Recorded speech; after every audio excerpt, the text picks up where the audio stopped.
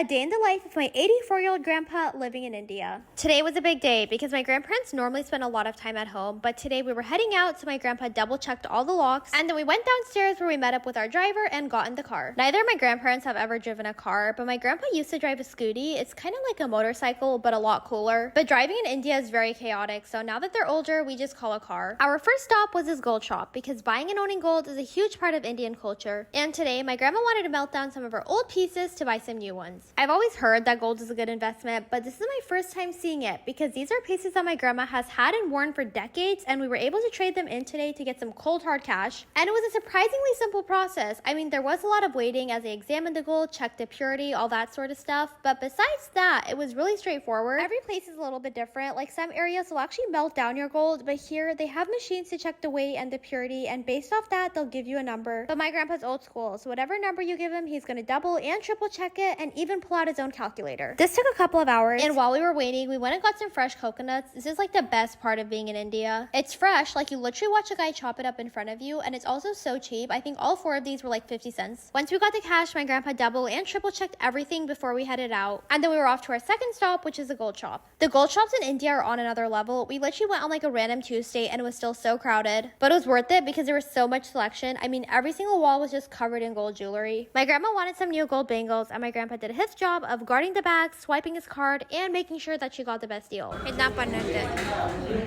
Thankfully, my grandma's a woman who knows what she likes, so we were in and out very fast, and then we went to lunch because at this point, we were exhausted. Our driver recommended this new restaurant, and they had a lot of American foods, and at first, I wasn't sure my grandparents would even try them, but they really surprised me. My grandpa wanted to try every single thing that I ordered, including this mac and cheese, which I think was his favorite because it's actually a little bit spicy. Just trust me, pasta's better in India. But don't worry, that's not all we had. Of course, we got some Indian chaats. And after eating ourselves into a food coma, we headed back home just in time for their afternoon nap. And if you ask me, that's a pretty awesome way to end off your day. Bye. Bye.